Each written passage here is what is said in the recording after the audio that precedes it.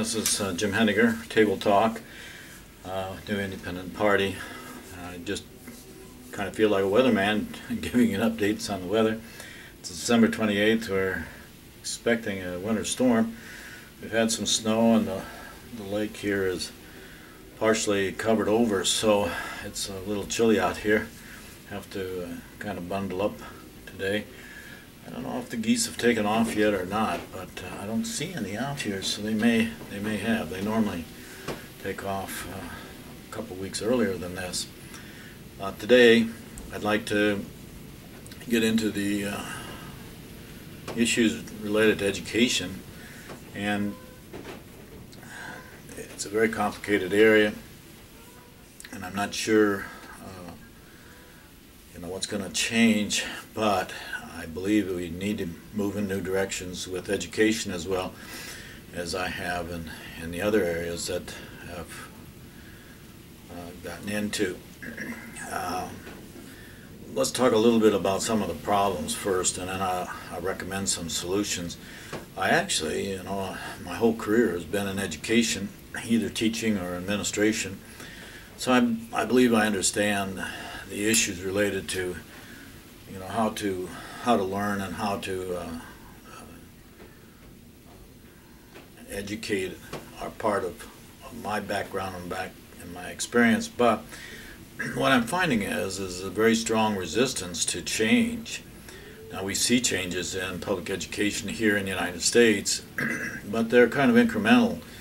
And what's actually happening here in Iowa and in a number of states is that the standardized testing scores are going down, and the federal programs where they're trying to evaluate and reward for bringing up the standards using standardized tests have actually gone in the wrong direction. Here in Iowa, over half the schools are not passing the standard test set up by the federal government, so they've asked to be excluded from that.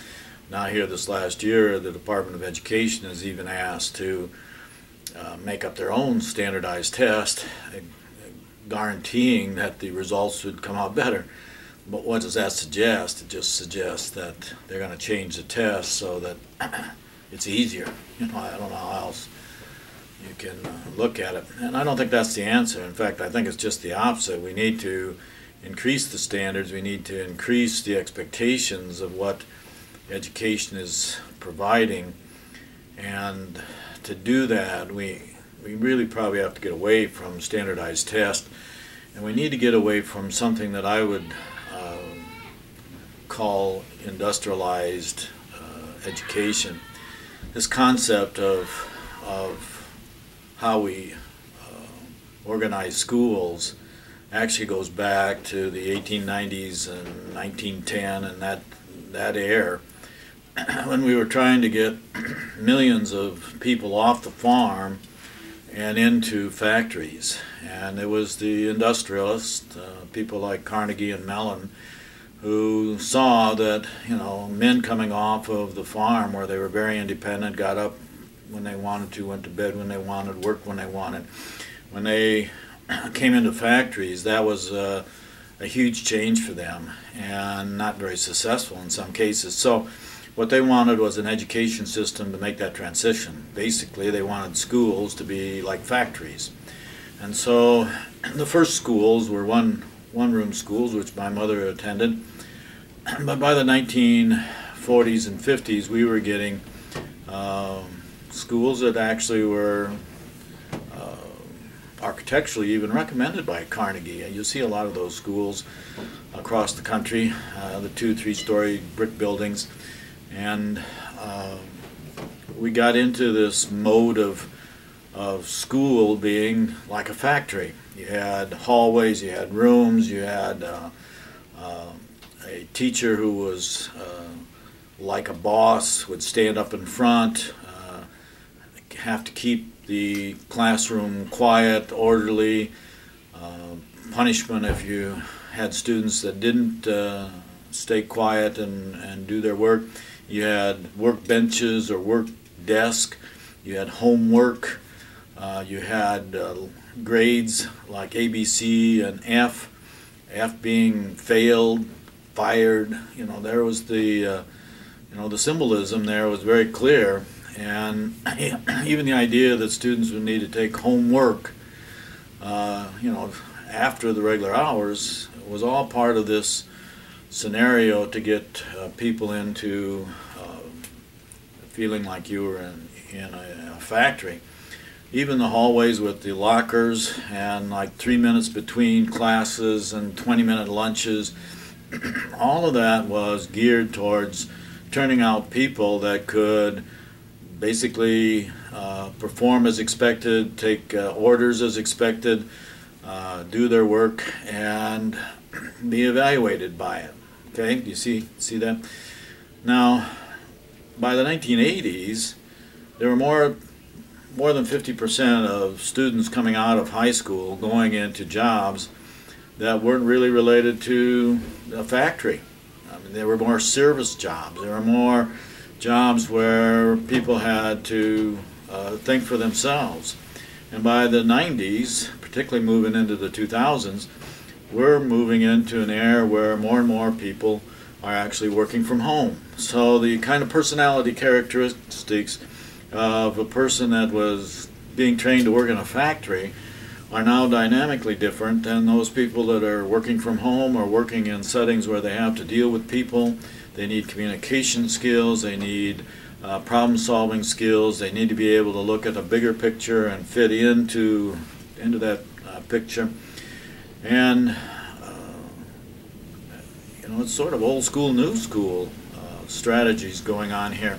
So you would think that the education would be changing as these workplace changes were occurring. Some have. There's been some experiments in new kinds of programs, but for the most part, we still have the same kind of structure and administration and policies that gear the student to working together, performing together, competing with each other. And you still have, the same kind of outputs that are expected. Math, reading, writing, those kinds of skills. We've seen the introduction of the computer come into the classes, and now most schools here in Iowa have computers available, internet available to students, and we're even seeing a lot of schools now have individual laptops or iPads for students clear down into the elementary. I don't see that they're using them to their maximum ability yet, potential I should say, but I think that may come. In fact, what's happening are younger people are farther along than the teachers are in computer school skills and being able to use the computer to gather information. I can vouch for that with my nine-year-old son. If he wants to know something, he just goes to Google search or Yahoo search and finds out himself. He's coming up with words that I don't even know, because he can get on the internet and get into a lot of different things. It's almost like he's following his own curiosity in some places, which could be a problem sometimes. But I think the nature of being a student today is different than it was 30, 40 years ago. The nature of the job afterwards, the nature of going on to school afterwards is different, so that schools need to move in that direction. And I've been a proponent that instead of factory-type education, it needs to go to more computerized, individualized electronic learning, and the teachers have to become what might be called master teachers that have a lot of skills, rather than just being able to orchestrate 24 students in a classroom. I think the teachers of tomorrow are going to need to be able to look at the psychology of learning, the effect that computers have on the communication. The problem that we see right now are students using texting and the abbreviations, very short sentences with periods and, you know, da da da, you know, and they're not using you know, the King's English for spelling or for punctuation or even for setting up sentences or you know, paragraph structures. So that's kind of dangerous when you get into the business world, that you may not be communicating, you know, what is intended or what needs to be. And I think we need to move more towards a setting in education where students have more freedom to pursue their own interest, sort of like a smorgasbord of learning, and let their curiosity be sort of a driving force rather than everybody have to be on the same page at the same time, and the teacher, you know, basically gets evaluated on whether or not all of their students are on this you know, teacher workbook kind of experience. And I think we got to get away from textbooks. You know, I have a problem with the textbooks being pretty much mainstream, and so we're not allowing students to get outside of that mainstream thinking, to you know, question and be skeptical about things. And I don't think schools are encouraging young students to being creative or imaginative. You know, in fact, in some cases, I think they try to dissuade those kind of characteristics. But I think the teacher needs to be able to look at a student rather than are they good in math and science and reading and writing, to a whole array of talents or skills a student needs to develop, which it could include things like being friendly, being organized, being helpful, being imaginative, being athletic, being musical, being artistic.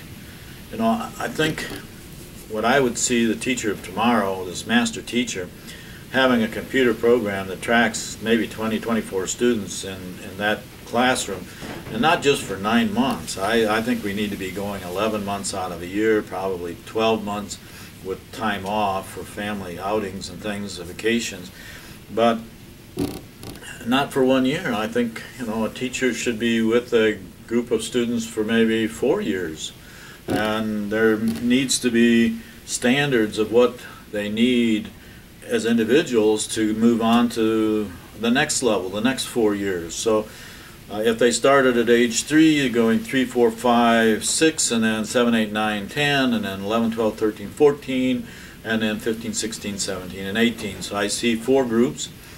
Teacher there is not just the spoon giver of information, but a facilitator, a person that's sort of a learning coach. So the students basically would come in the morning, or, you know, whenever they gather, and they would then determine the kinds of issues that they wanted to deal with that day, which they may not all be, you know, interested in the same thing at the same time.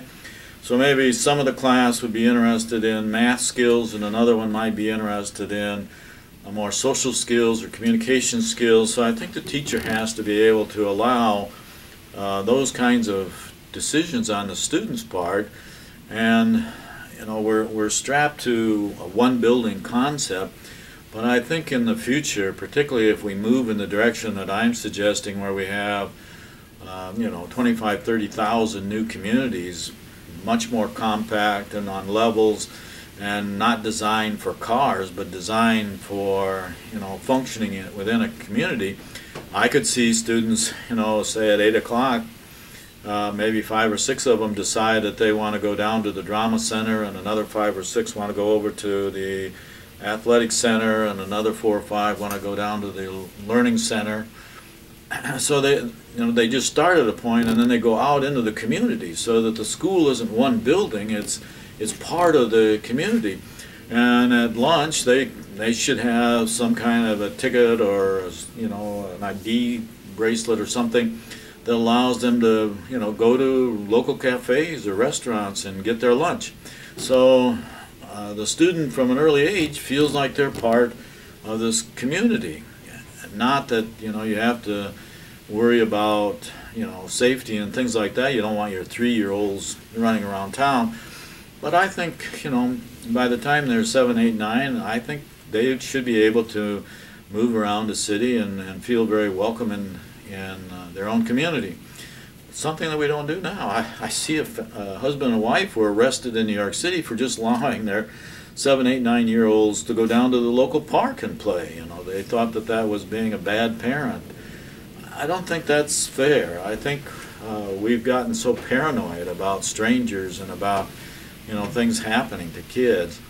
We need to design and develop safe communities, communities where you can trust that your kids can walk up and down, an area and go to, swimming pools and go to parks and recreation areas during the day, So I see us changing our communities. I see us changing how we do education and allowing the student to having more control of their own learning is really what it comes down to. So you have this computer screen with 24 students, and you might have 20-some variables that are being measured over 4 years, so that every student has an opportunity to develop a multiple array of those talents and skills.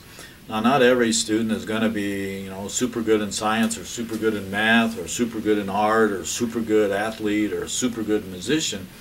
But I think the research has shown that if you allow them to develop into their own areas, that what happens, let's say Johnny is not so good in math, but he's very good in music. If you allow him to develop his music skills and feel good about himself, this is a self-actualization kind of process.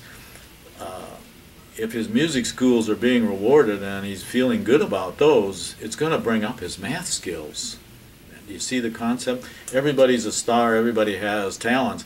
Now, they're not all going to be, top-notch students in all 20 variables, but I think every student can increase their competencies in a number of areas so that a teacher can evaluate those, measure those, and say after 4 years, yes, Johnny can do all of these things, and be able to prove it by measurements and by evaluations and by observation.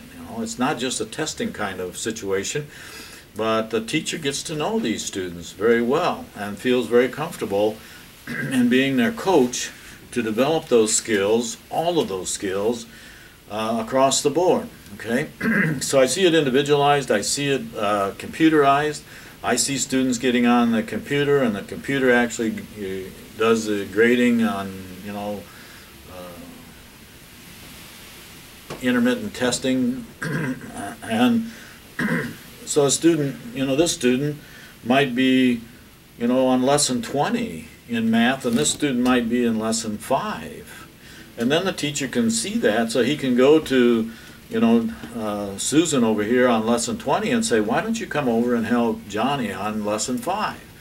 The peer learning is very valuable. In fact, it's been shown that peer learning in similar age groups can be more valuable than, the teacher-student kind of relationship.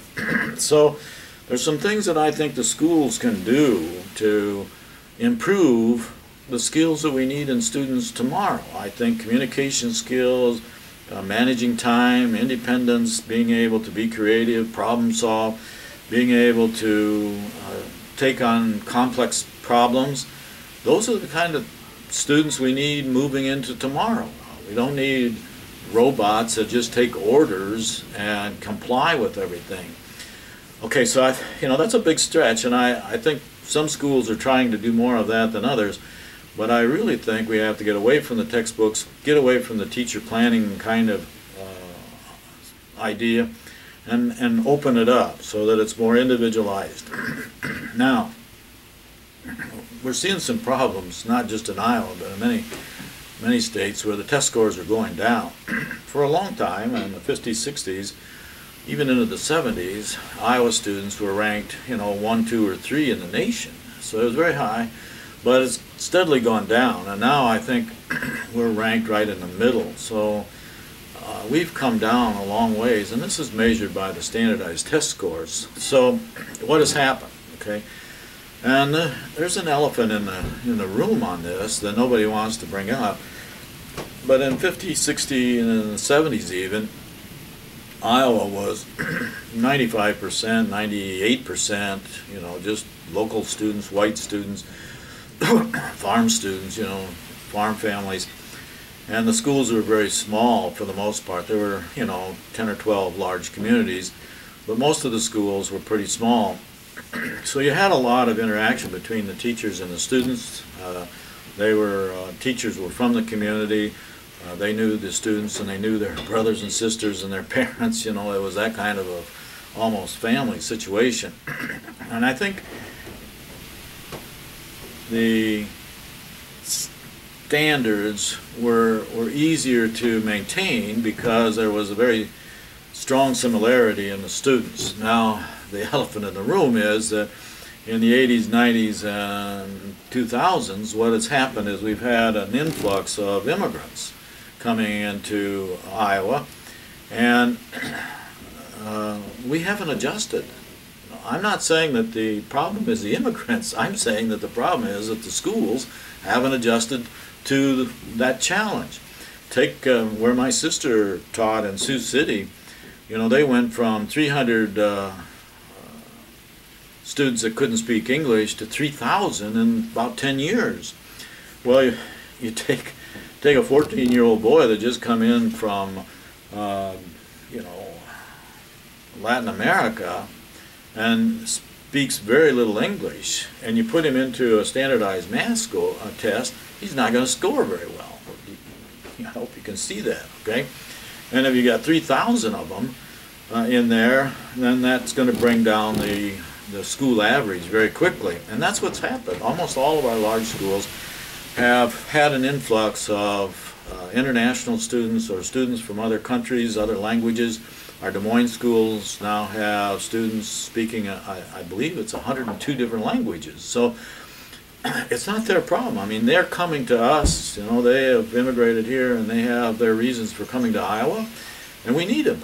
And we need to be able to adjust to those needs. What's happening is we're trying to mainstream them so that they're all fitting into the classroom and they don't understand English.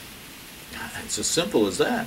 And we can't find enough Spanish-speaking teachers to help them out in many schools, particularly the small schools. So what's the answer? We got to spend more money. We have to be able to hire Spanish-speaking and foreign-speaking teachers, support people in these schools.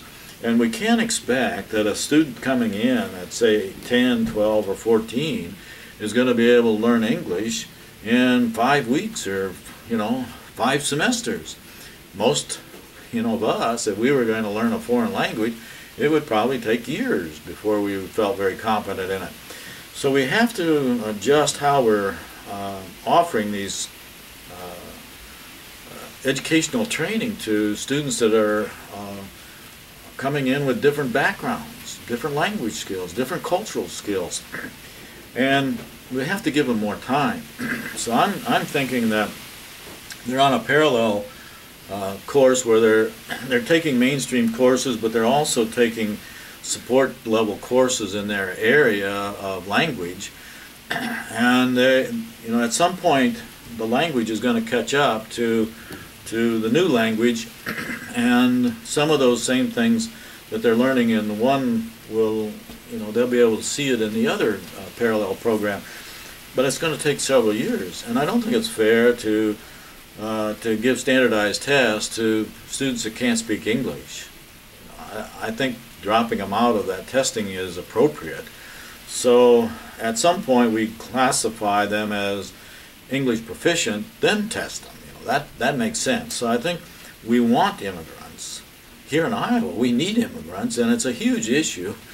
We have government officials that don't want anybody from out of the country. We don't want the Syrians, we don't want the Latin Americans, and that's tragic.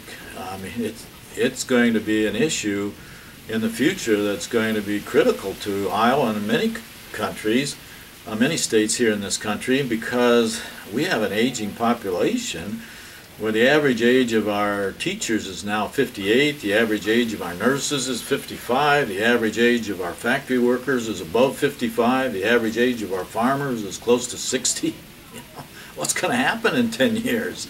We don't have young people staying, and that's another issue. About half of our high school graduates leave the state. Another half of our students graduating from college here in Iowa leave the state. So we have an outflow of young people and an outflow of older people. You know, it's just what's happening. I've seen some studies here in Iowa that by 2020 we're going to need 250,000 new people in Iowa just to replace the nurses, the teachers, the factory workers, the farmers. And we're not, you know, moving in that direction. We're not having that many new children in the counties. In fact, there's a lot of counties that haven't had a new person born there in the last few years. You know, that's a tragedy waiting to happen. Okay, so I think we need to be open to immigrants. We need to be more open to, you know, people from other states coming to Iowa. Just as an aside, if we have the waters keep coming up on both coasts and the Gulf, Iowa might be a very popular place to be. We might have a lot of immigrants to Iowa, and I don't know how we'd ever handle it. You know, the inrush, land in Iowa is going to be very valuable, and I think we could have a lot of new towns and cities. I hope they're along the interstates and they're all, you know, well designed to be friendly and good places to live for everybody. That's going to be another challenge. So I don't think the schools are adapting fast enough to the immigrant situation, and the mix is changing. You know, 40 years ago there was only about 2% that weren't white students, and now it's about 6 or 7%. The largest group of new people in Iowa are Latin American, Spanish speaking. That has grown now to almost 350,000 people. And the second are the people coming from other states that have been you know, more Afro-American. So we see an influx of Afro-American, Spanish-American. We're seeing a lot more Asian Americans coming into Iowa, in large part through our universities. One of the universities just 10 miles away has 3,000 students from China, and many of them would like to stay, but we're not offering that opportunity to international students, and I think it's a tragedy. In fact, we've been doing things that actually discourage it. The community college where I teach, just a few years ago, instituted a policy that the international students had to pay $5,000 up front. And I think that's discouraging. I've seen, you know, 10 years ago, we might have had 400 or 500 international students at our community college. Now we're down below maybe 100 or 200. It's cut up in half. You know, so we're not moving in directions that make any sense. We need more immigrants. We need more students coming into Iowa schools, and we need to develop strategies where they can stay. I think the governor should declare Iowa a free zone so that students can stay not only the 18 months that they're now allowed to, but that, you know, students from another country and they find a fit with a country, particularly if we develop these opportunities around our universities so that students can work and go to school, and I think that needs to include the international students, then I think there should be opportunities for them to stay if they want to, and bring their families if they want to. We need to be smarter about this than what's happening, okay? So those are some suggestions. We need to change the structure of the system. It's a systemic problem in our schools. We need to change that, and it needs to move towards individualized, more allowing the student to develop their own curiosity and their own skills, but still setting standards. We don't want to drop the standards of what it takes to be competent to move from one group level to the next group level, okay? A lot more pure learning can go on, a lot more creativity, problem solving, those kinds of skills, communication skills, social skills, and I think that's going to be very dire because what you're seeing among young people you know, they sit across the table from each other and text each other. They don't talk to each other anymore. I've had a little problem with that in some of my classes where I saw students in the back, you know, texting back and forth during class. But that's the new reality. I think we need to move in that direction, and I think we need to embrace it. A lot of times students will check me. You know, I say something up in front of class, and some student will get on their smartphone, and within a couple seconds they'll challenge me. You know, I think that's okay. It's kept me on my toes in a number of situations, but it allows us to go to real data and get information very quickly. Okay. Now, the kind of standards that I would like to see are different than what we've been pushing in the past. And instead of what I would call level 1 learning, and level 1 learning to me, if you followed my videos, you know that I see things in levels. Levels of government, levels of organizations, levels of culture, levels of civilization. Well, in learning you have different levels as well. And level 1 is just to memorize things, and by rote memory being able to bring it back. And that's what our tests are all about, multiple choice and you know these kind of tests. I've given those up years ago. There's too many ways that you can trick a student into not getting the highest scores by giving overly complicated questions that nobody can answer, not even me, you know. So I don't use those anymore. I use them as support material. The students can take them and earn extra points with it. But level 1 learning is directly out of that factory concept, okay? Level 2 is where you are encouraged to investigate and go out and ask questions and bring in outside data. And I think that's today. We need to be able to have that skill, and I think I run into some students that are very good at that. They've had the experience on the computer where they can put a paper together and cut and paste, and you know, within half an hour they can have a 10-page paper that looks very professional, and I applaud them on that. I don't see too many students doing that, but I see that's the direction we're going. So level 2 is to be able to go out and gather information, not just in a textbook, but from the environment, from a library, from the internet, and it has to be material or information that's reliable. You know, the internet has some phony stuff on it, just like everything else has. So you have to have ways of assuring that the information that's brought in to a class or an issue is relevant, it's timely, it's has some rigor to it. It can be it can stand up to being questioned, and it's trustful. You know, you're not going to have that information disappear on you in a day or two. So there are standards that you can use on that information, and being able to go out and gather that information is very critical. Okay. Then level 3 is to be able to bring that information together and analyze it.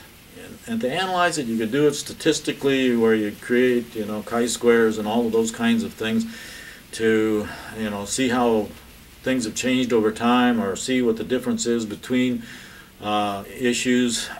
And you can have facts that can be documented, and facts that can be confirmed. And I think that's critical, because a lot of the facts that you see, even in the mainstream press, cannot be confirmed. They're just thrown out there in many cases. And a lot of the studies and research are not really very reliable. In fact, I've seen studies that have shown that even in social issues, social research, 92% of those can't be replicated or confirmed or duplicated. That's not a very good standard to have that kind of failure rate. So level 3 is you take the information in and you can analyze it, you can put priorities on it, and you can then come to level 4, where you take that data, those facts, and you come to a conclusion. And the conclusion then should answer an issue or a problem set at the beginning. Okay, so you have a problem, you set up the parameters of what it's going to take to answer that issue. You go gather the information, and then you analyze your data to come to a conclusion. Okay, so that's level 4. Now level 5 is to be able to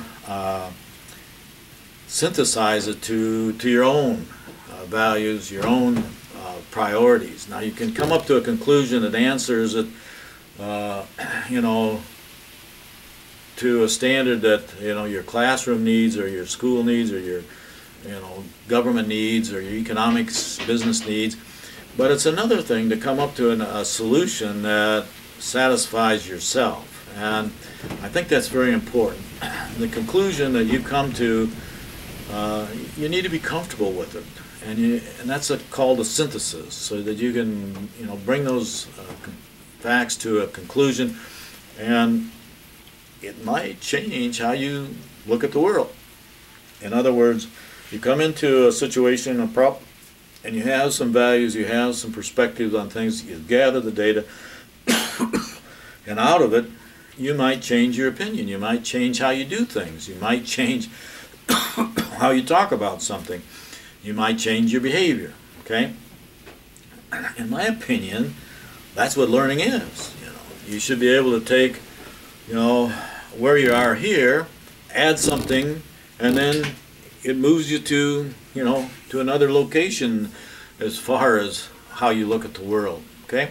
Adding something to something old produces something new, and that to me is learning. And we're not really doing a lot of that, in my opinion. So we have those 4 or 5 levels, and then the last level is a cybernetic model, where you really just have to teach yourself that you've come to this conclusion in time X or time 3, and you need to look out at time 5, time 10 into the future and tell yourself, when it comes to time 5, I'm going to reevaluate all of this, and maybe I'll change my mind again.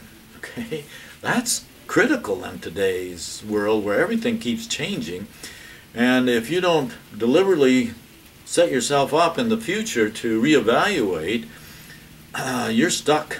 I mean, you're stuck with yesterday's conclusions, and they're not going to change fast enough to adapt to what's coming in the future. I think people in the future need to be able to adapt to change, and it's coming every day. I think they have to be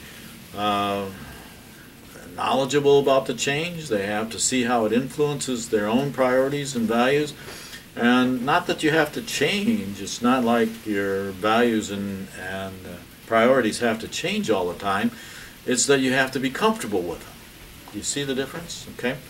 So now that's a problem, and I see that not just in the United States but around the world.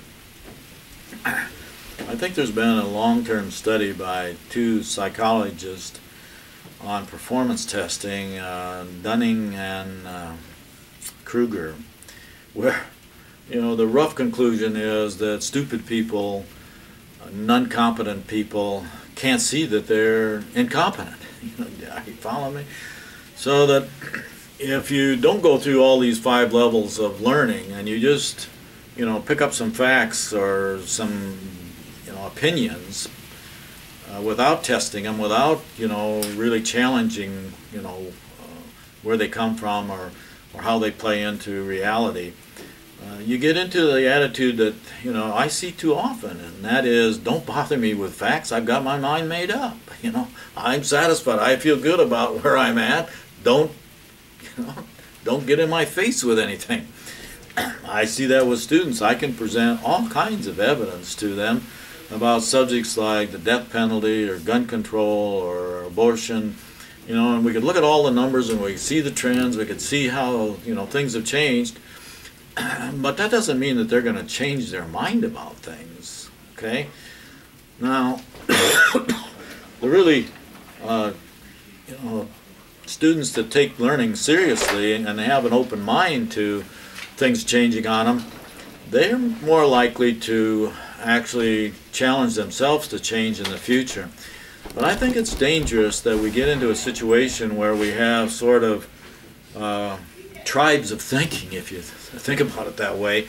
You know, these people are convinced that this is wrong and this is wrong and this is right and we're right and you're wrong, you know, those kind of tribes. and everybody else is wrong, and they won't even consider them, that they basically won't even listen to you. Okay, so here I am, a rationalist, somebody who says we should be able to gather all the facts, confirm them, and be able to look at them, analyze them, and come to a conclusion. That's rational thinking. That's using reason and logic to come to some conclusion. But what's actually happening are people that have an emotional involvement in these issues that have nothing to do with the facts are trying to influence legislation. That's the concern I have. And we saw it in the 1980s where church attendance was going down for a number of Protestants and even the Catholic Church. And so the churches that became more popular were the more emotional churches, the evangelicals, the Reformed, traditional churches that stayed to a very tight script and interpretation of their religion, and everybody else was wrong, and the logic just isn't there. If you have 400 religions and they all say they're the one and only one and everybody else is wrong, logic doesn't support that kind of conclusion. Either one is right and all the rest are wrong, or they're all wrong, in some way. You follow the logic here?